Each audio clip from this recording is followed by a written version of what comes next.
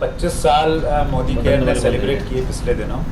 25 साल का सफ़र कैसा रहा सर, और अगले 25 साल में आप इंडियन डायरेक्ट सेलिंग इंडस्ट्री को कहाँ आप देखते हैं सर?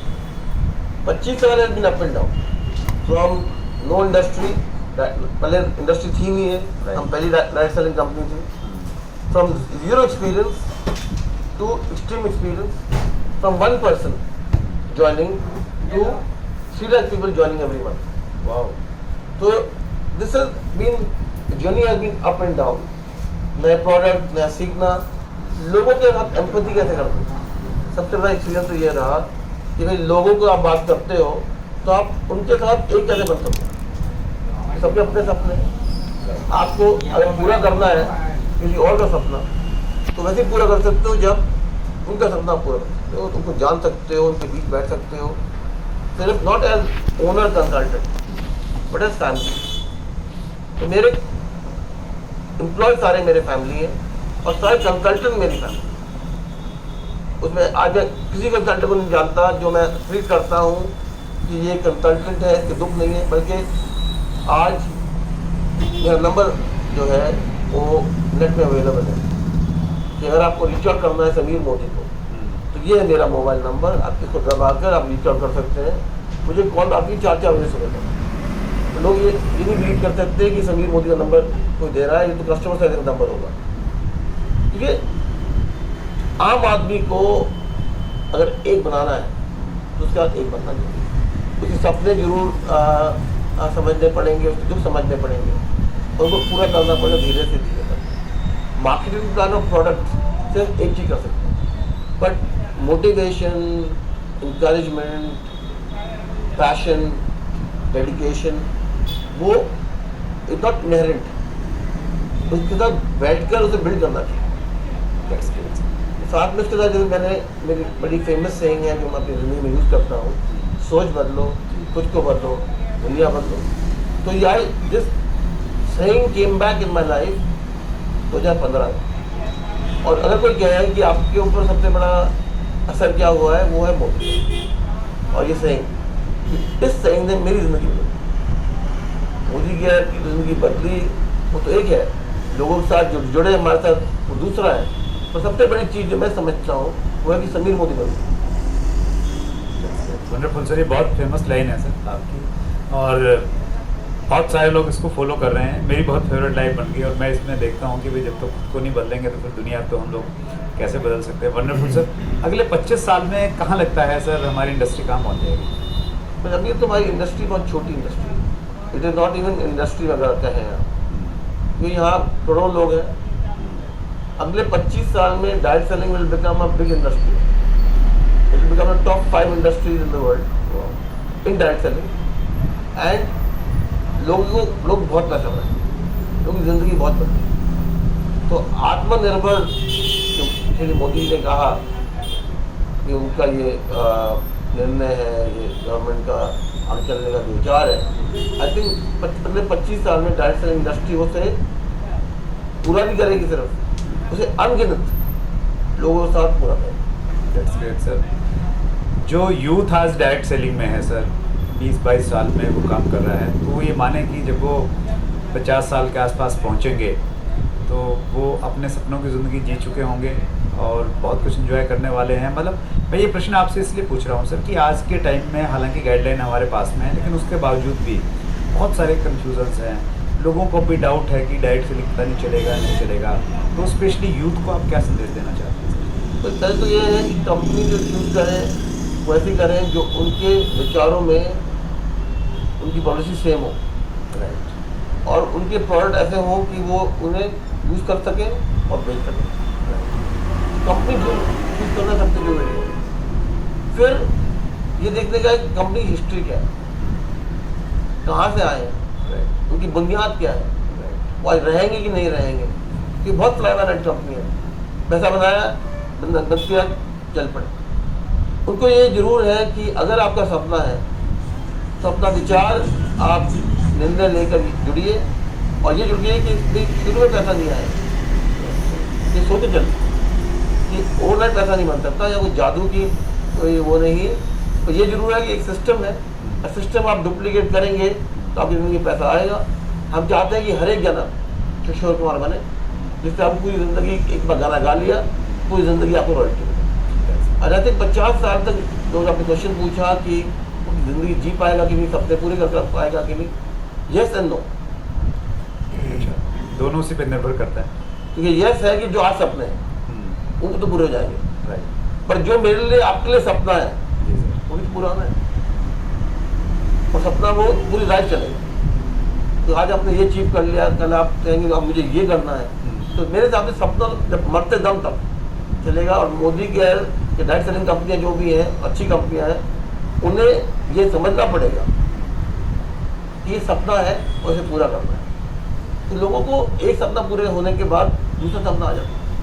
आज तो ये है कि सब सपना सोचते हैं, सपना टूट जाता है। क्यों हो जाते हैं, मंदिर में खड़े हो जाते हैं, जी भगवान जी मैंने 2000 रुपये दिए, अब मैं लाइन में लग गया हूँ, अब मुझे पहले सुनो, 500 रुपये वाला पीछे रखो, 2000 रुपये वाले तो आगे रखो, और भगवान मेरा सपना पूरा करो। पर सपना वो पूरा नहीं होता, क्योंकि भगवान ने हमें जन्म दिया है, हमारे अंदर भगवान है। पर ये भी है कि हमें काम करने की क्षमता भी दी है, और अगर हम काम नहीं करेंगे। Wonderful sir. अगले प्रश्न पे आता हूँ सर। देखिए, डायरेक्ट सेलिंग के दोनों पक्ष हैं, इसकी अच्छाइयाँ भी हैं, बुराइयाँ भी हैं। अगला प्रश्न मेरा है sir, 3 strength and threats about direct selling. आपने बड़ा अच्छा क्वेश्चन, डिफरेंट क्वेश्चन पूछा है सर। स्ट्रेंथ है कि it allows you to fulfil your dream, right sir. आपको इंडिपेंडेंट बना देता है, और आपको हर रोज की जो उलझने हैं उससे निकाल पाता है, और आपको प्रोडक्ट दे देता है ऐसे जिससे आपकी लाइफ बदल सके। राइट। तो ये तो आपके गुण हैं, स्ट्रेंथ है। स्ट्रेंथ है। और जो बुरापन है वो है कि साहब आप डिसलूजन हो सकते हैं, आप बहुत सारी कंपनियां जो फ्लाई बाय नाइट है उससे धोखा हो सकता है, और इसको बिल्ड करने में थोड़ा समय लगता है। वो आप बुरा भी कह सकते हैं, अच्छा भी कह सकते हैं, या कह सकते हैं कि आप मुझे ट्रेनिंग कर कर मैं अगर डुप्लीकेट कर पाऊंगा तभी सक्सेसफुल हो पाऊंगा। पर ये है कि patience is needed, that people think positive and negative. तो मेरे हिसाब से तो ये गुण हैं जो फ्लाई बाय नाइट है। कई लोगों के प्लॉट बहुत महंगे हैं, कई लोग सिस्टम में पैसा नहीं आता, दिखता तो अच्छा है और आप फंस जाते हैं, ये नेगेटिव। और ये सबसे बड़ा नेगेटिव यही है सर कि इंडस्ट्री में जो कंपनीज की अगर हम बातचीत करें, देखिए डायरेक्ट सेलिंग, साफ डायरेक्ट सेलिंग तो सबको दिखता है जो गाइडलाइन को फॉलो करेगी, लेकिन डायरेक्ट सेलिंग के नाम पे जो कंपनियां आती हैं और आज आती हैं कल गायब हो जाती हैं, अच्छी इंटेंशन के साथ में नहीं आती हैं, तो यही एक बड़ा डर है और यही एक बड़ा थ्रेट है डायरेक्ट सेलर के। और इस चैनल के माध्यम से भी सर हमारा प्रयास यही रहता है कि हम लोगों को थोड़ा अवेयर करें, और मैं अक्सर जो हमारे मेहमान होते हैं उनसे ये पूछता हूँ कि भाई सही कंपनी का चुनाव कैसे करें, मनी सर्कुलेशन में और सही कंपनी में फ़र्क कैसे पैदा करें। और उस पर आपने भी प्रकाश डाला कि कंपनी के हम लोग बैकग्राउंड देखें, कंपनी के प्रोडक्ट देखें, कंपनी का सिस्टम देखें, तो हम सही कंपनी चुन सकते हैं। That's great sir, thank you so much. देखिए सर, आप को डायरेक्ट सेलिंग का जनक कहा जाता है और शुरुआत आपके माध्यम से हुई और आप एक रोल मॉडल हैं सर पूरी इंडस्ट्री के। Being industry leader, your message for company owners and for direct sellers. Steadfastness, dream, and stay focused. अब सपना है एज अ एंटरप्रेन्योर, सपना एज अ डायरेक्ट सेलर फर्क नहीं पड़ता, because direct seller also an entrepreneur. Right. आपने एक बार सोच लिया कुछ, उसे फॉलो करो टू द एंड रिजल्ट। और ये जरूर है, अगर मैं डायरेक्ट सेलिंग का कहूँ तो ऐसी बिजनेस है जो लाइफ लॉन्ग चल सकती है, ग्रोथ बहुत है, लोग बहुत हैं, तो आपका बेस जो है क्या कहें जो कंज्यूमर है वो बहुत बड़ा है, तो इस industry to definitely come and promote. And जो डायरेक्ट सेलर है उसके लिए है कि साहब अगर आप सक्सेसफुल हो सकें या हो जाते हैं तो मनी इज अनगिनत, बट कंप्लायंस बहुत ज़रूरी है। और ये जरूर देखना है साहब कि अगर मैं ओनर हूँ तो जो मैं कर रहा हूँ उसे सही माध्यम से करूँ, सही रूल एंड रेगुलेशन में करूँ, जो गवर्नमेंट की कंप्लायंस आ रही है, जो IDSA के WSA के जो रूल्स हैं उसे फॉलो करूँ। And I am ethical company, that is most important. And I money entrepreneur जो आज हैं जो ये फॉलो कर रहे हैं, और मैनी है जो नहीं फॉलो कर रहे हैं। पर मेरा यही है कि साहब जनता को मत फूल करिए, जनता के हित में काम करिए एंड सेल्फलेस जरूर होनी चाहिए एंटरप्रेन्योर को। फिर मैं पैसा और को बताऊँगा, फिर बताऊँ। डायरेक्ट सेलिंग में सर कुछ कंपनियां आती हैं आज के टाइम पे, और पुरानी कंपनियां भी हैं, वो मतलब नंबर 1 की रेस में रहती हैं कि मुझे नंबर 1 बनना है, और फिर बहुत बार वो एथिक्स को पीछे छोड़ देती हैं। ये इनके इन प्रकार नंबर 1 बनने का कोशिश करती हैं, नंबर 1 बनने का सर्वाइव करने की कोशिश करते हैं। डायरेक्ट सेलिंग में सर स्पेशली, वैसे तो हर कहीं एथिक्स की ज़रूरत रहती है, डायरेक्ट सेलिंग में एथिक्स की कितनी इंपॉर्टेंस आप मानते हैं सर? देखिए बहुत बड़ी इंपॉर्टेंस है, क्योंकि नंबर 1 जो कंपनी का अधिनायक है वो कंसल्टेंट, क्या कहिए इंडिपेंडेंट डिस्ट्रीब्यूटर जो है वो कंपनी है। तो अगर आप एथिक्स नहीं फॉलो करोगे तो इनको नुकसान आएगा, अगर आप अपने रूल नहीं फॉलो करोगे तो इनको नुकसान आएगा, अगर आप पैसे के पीछे भागोगे दूसरे के हित में आप काम नहीं करते। मैं अपने कंसल्टेंट को ये कहता हूँ तो आप टाइटल छोड़ दो। ओके। कहता है जी मुझे GVD बनना है, मुझे RVD बनना है, सीनियर डायरेक्टर बनना है, सीनियर एग्जीक्यूटिव डायरेक्टर बनना है। आप बैंक में जा सकते हैं कि साहब मैं GVD हूँ, मुझे 50 लाख का लोन दे दो।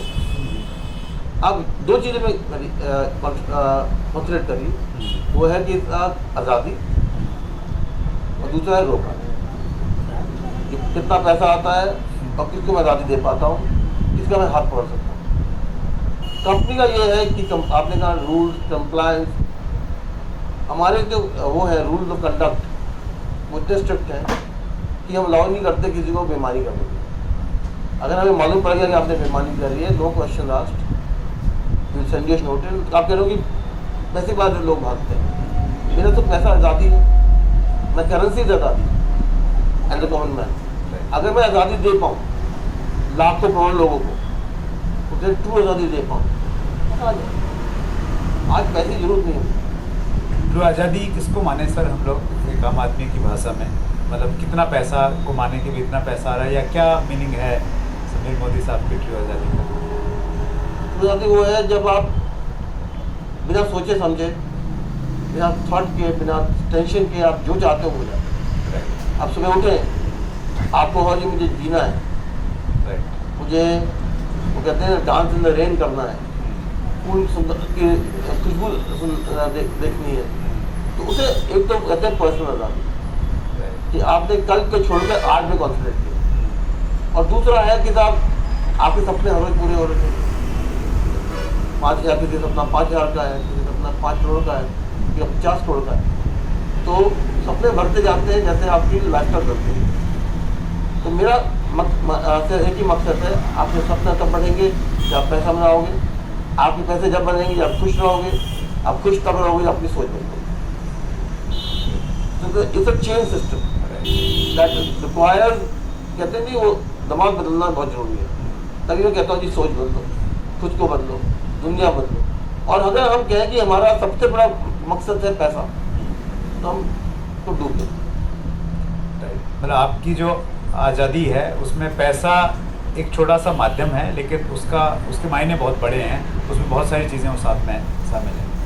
आज़ादी जब कहें फुल आज़ादी, आज़ादी फ्रॉम टाइम, आज़ादी फ्रॉम थॉट एंड आज़ादी from financial distress.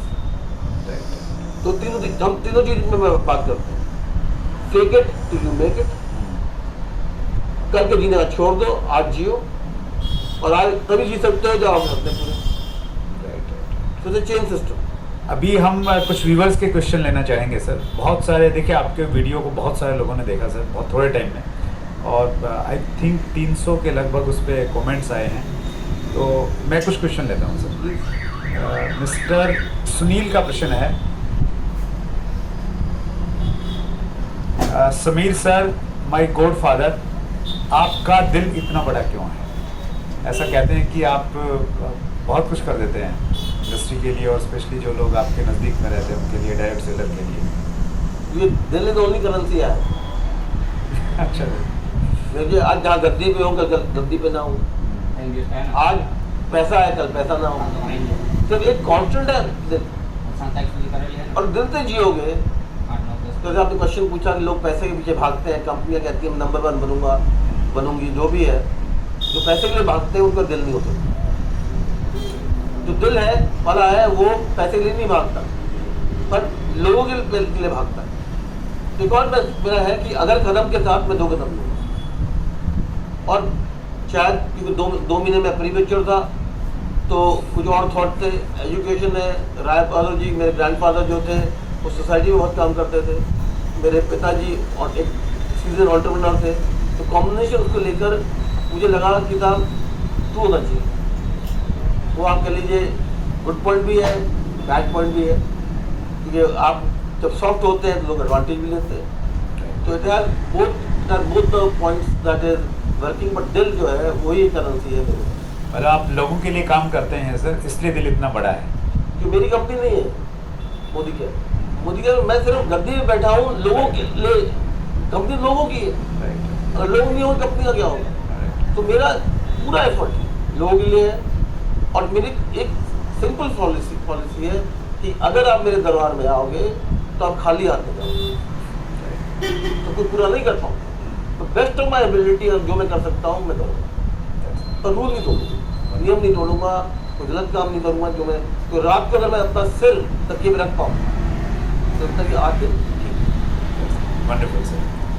Harpreet Singh का प्रश्न है, मार्केट में नेटवर्कर कम सेटवर्कर ज़्यादा हैं, इसके बारे में मोदी जी का क्या कहना है? थोड़ा सा एक ट्रेंड गलत हो गया सर पिछले दिनों स्पेशली, कि लोगों को अपनी तरफ आकर्षित करने के लिए अनएथिकल तरीके से काम किया जा रहा है।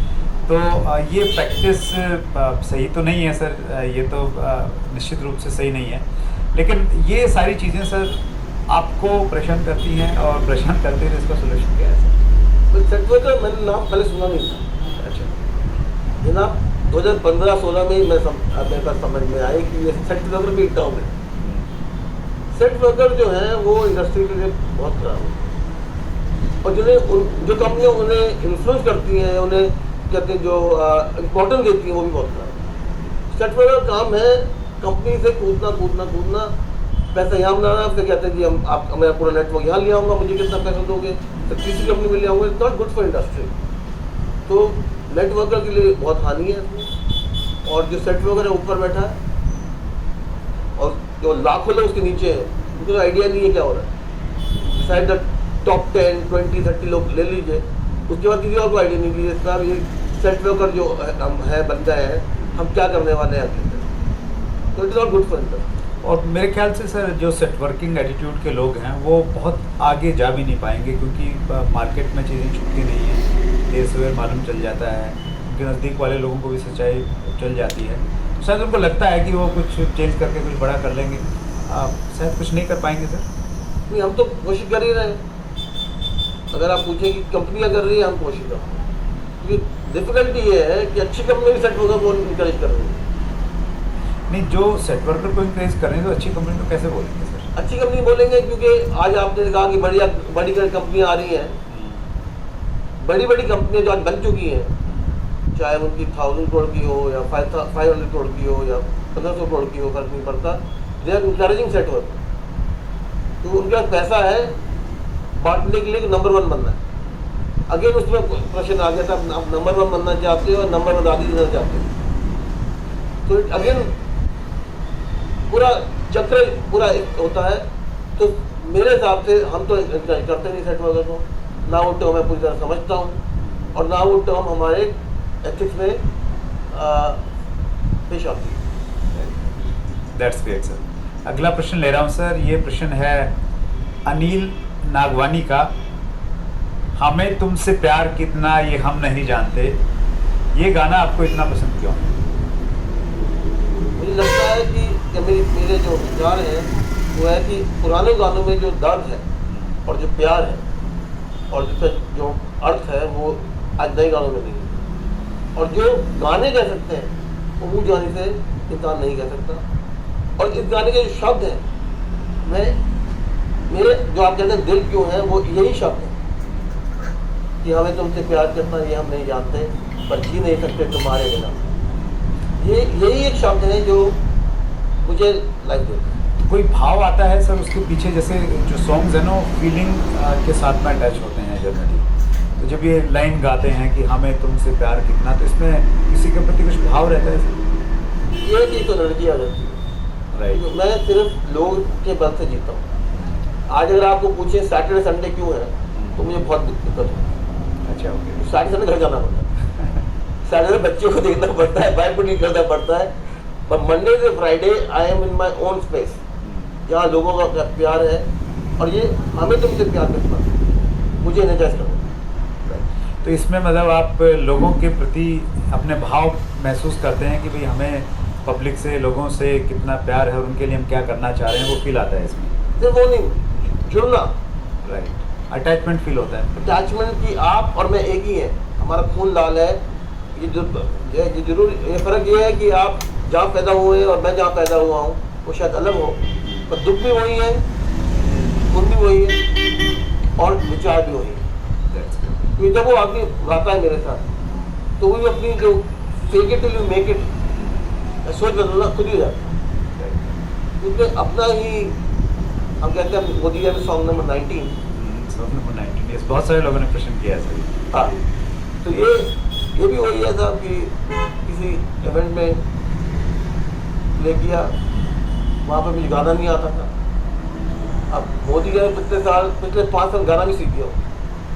शायद वॉइस इतनी किशोर कुमार की नहीं है या मोहन जी की नहीं है, तो ये है कि हर एक इवेंट के बाद वॉइस का जो है वो बढ़ ही रहा है, अच्छा ही हो गया। एक आध गाने की एक आध लाइन सर आप अगर गाएंगे तो थोड़ा अच्छा रहेगा हमारे व्यूअर्स को।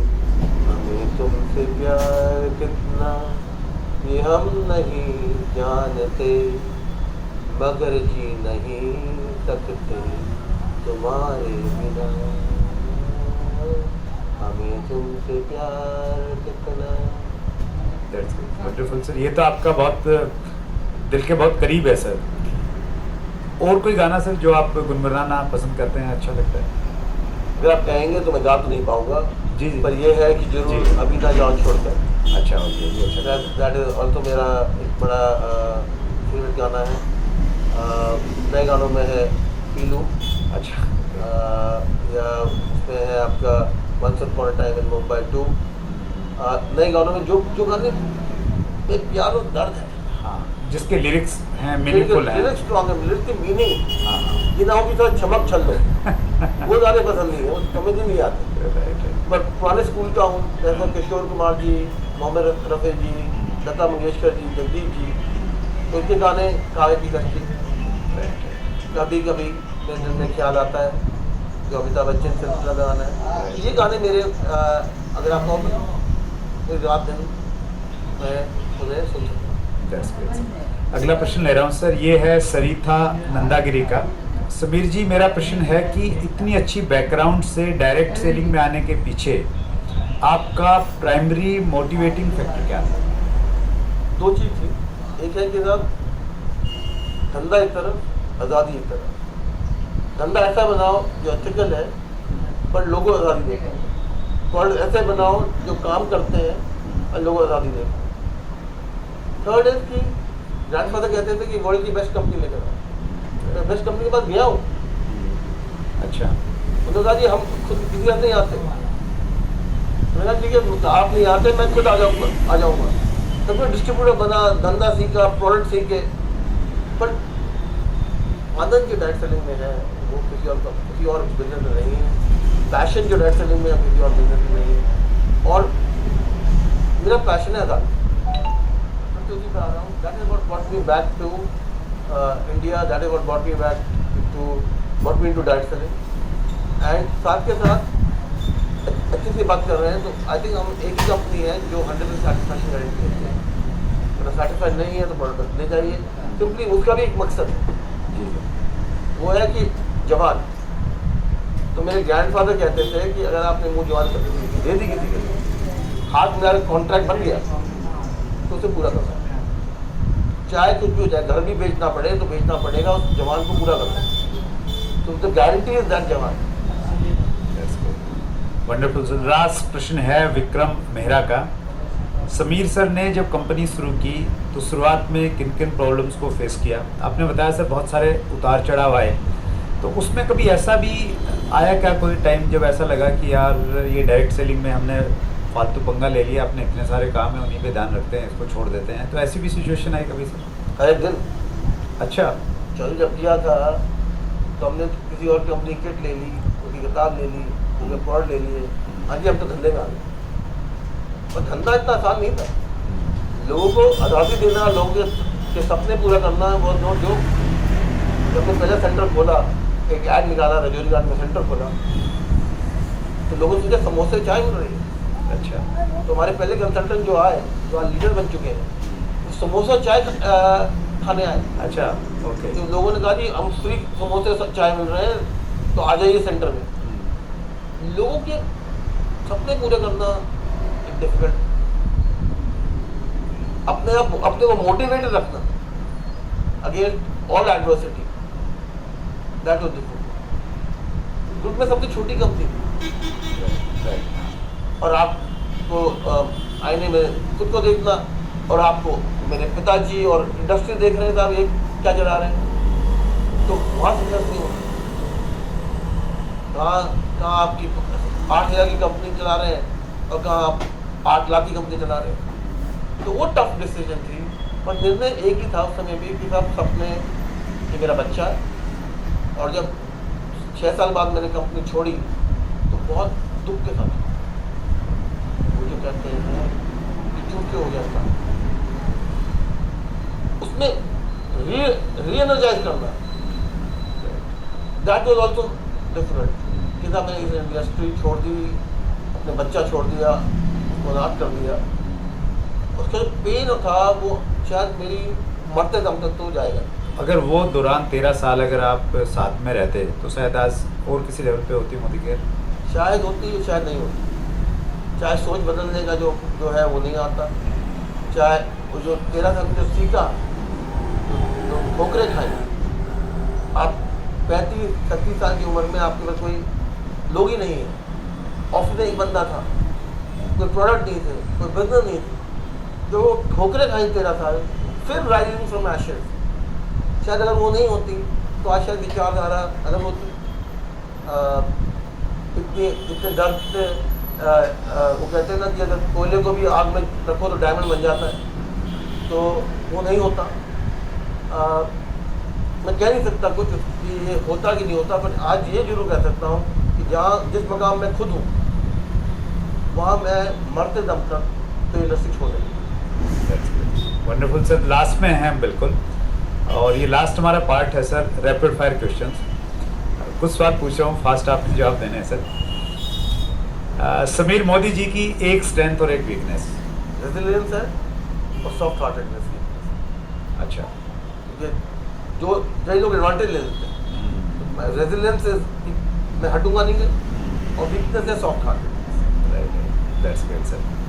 Best compliments you ever received. बहुत सारे कॉम्प्लीमेंट्स मिलते हैं, बस कोई एक ऐसा जो आपको याद रहता है? जब मैं दोस्तों के घर जाता हूँ तो उनके बच्चे सोचते हैं मैं उनका दोस्त हूँ। अच्छा, वाह। तो वो कहते हैं कि जब मेरे फ्रेंड बुलाते थे, आप मैं जाता हूँ घर तो आप क्यों स्पेंड टाइम कर रहे हो मेरे दोस्त के साथ। अच्छा, तो बेस्ट कॉम्प्लीमेंट है कि दोस्तों के घर में जो बच्चे हैं वो सोचते हैं कि मैं उनका दोस्त हूँ।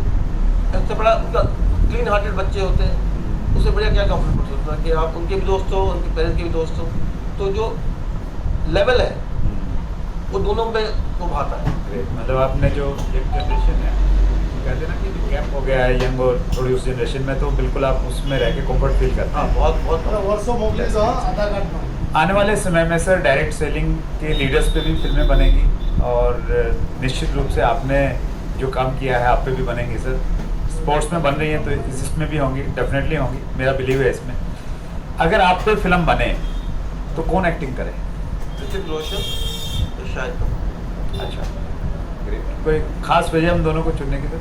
पैशन, दर्द फील कर सकते हैं, एक्टर्स अच्छे हैं, फॉलोइंग अच्छी है, एंड कोई भी अगर करे रोल तो रोल ऐसा होना चाहिए जिसमें हम ट्रू हो पाए।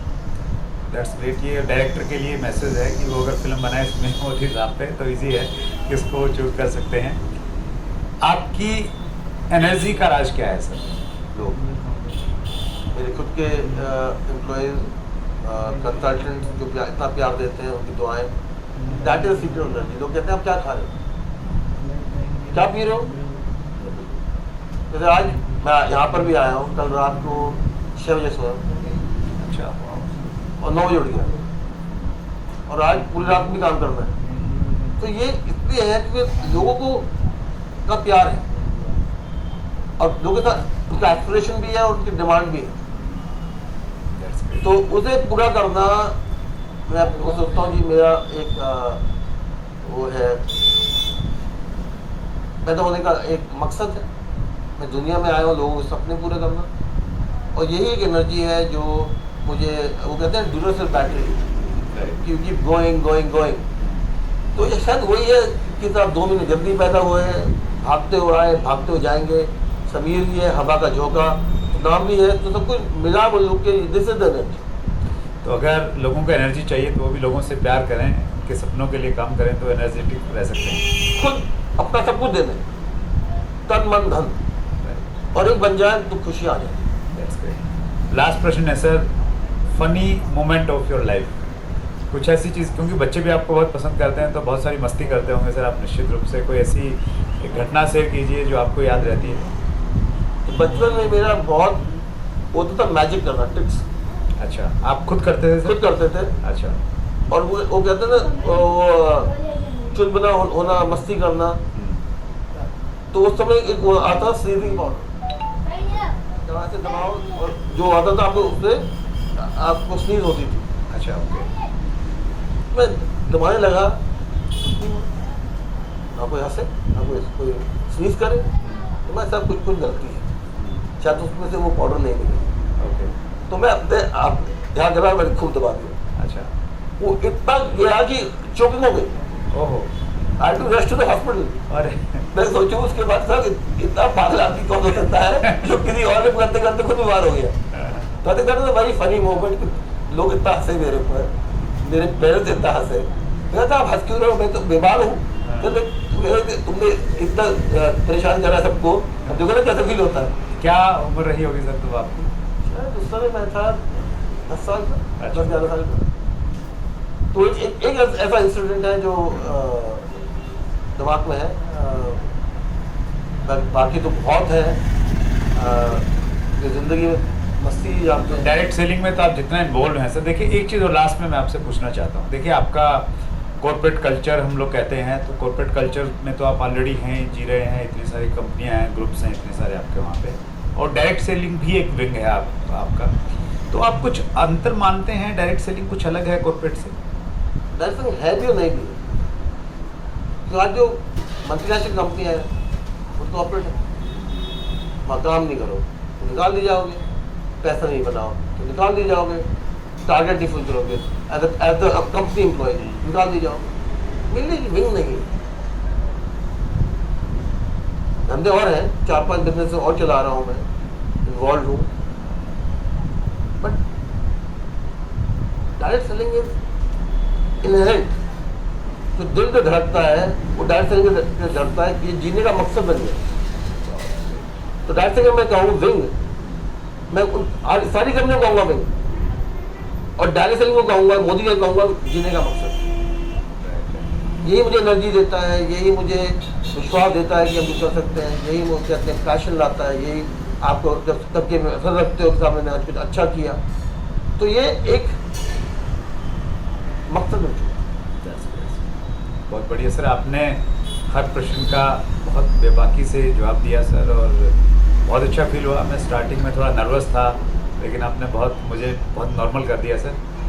बहुत अच्छे से आप इंडस्ट्री की सेवा कर रहे हैं सर, और इससे बड़ा मेरा अपना मानना है सर, इससे बड़ा पुण्य नहीं हो सकता कि आप लोगों के सपने पूरे कर रहे हैं और इतने बड़े मिशन के साथ में आप काम कर रहे हैं सर। और एक चीज़ मैं और कहना चाहता हूँ इस मन से, आपको लोग सिर्फ मोदी केयर के एमडी नहीं मानते सर, आपको इंडस्ट्री के मैनेजिंग डायरेक्टर के रूप में हम लोग लेते हैं, और पूरी इंडस्ट्री आपसे वही उम्मीद भी करती है, और उसी दिशा में आप आगे बढ़ भी रहे हैं सर। तो इसी प्रकार हम सबको आशीर्वाद देते रहिए सर, और हमारा ये चैनल इंडस्ट्री की सेवा के लिए समर्पित है। आगे जब भी कभी मौका मिलेगा सर, इस एक कमिटमेंट बस यही चाहते हैं कि फिर आपको याद करेंगे और आप इसी प्रकार से सेवा देंगे सर। मैं आपकी सेवा में और आम आदमी सेवा में हाजिर हूँ। आप भी नर्वस थे, मैं भी नर्वस था।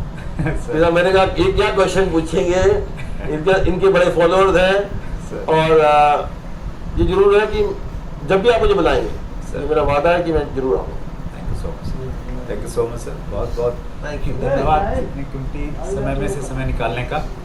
सो ये थे समीर मोदी साहब, एक बहुत बड़ा नाम डायरेक्ट सेलिंग इंडस्ट्री के आसमान पे ध्रुव तारे की तरह जो चमक रहे हैं।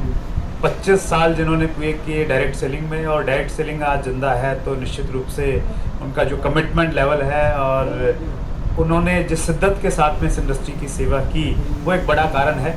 हमारा हर एपिसोड क्विज कॉन्टेस्ट वाला एपिसोड होता है। आज के एपिसोड को अगर आपने ध्यान से देखा है तो नीचे आपको डिस्क्रिप्शन एक लिंक मिलेगा और इसी इंटरव्यू से संबंधित आपसे 5 प्रश्न पूछे जाएंगे। अगर आप उनका सही जवाब देंगे, आपको लकी विनर्स में अगर चुना जाता है तो आपको हमारा एक प्रोग्राम है A to Z of direct selling, उसमें रजिस्ट्रेशन का मौका मिलेगा। तो क्विज कॉन्टेस्ट आप जरूर खेलिए और अगले मंगलवार को रात्रि 8 बजे एक और शख्सियत से आपकी मुलाकात होगी। अपना ख्याल रखिएगा, बहुत बहुत धन्यवाद, थैंक यू वेरी मच। अगर आपने अभी तक chat with Surendra Vats channel को सब्सक्राइब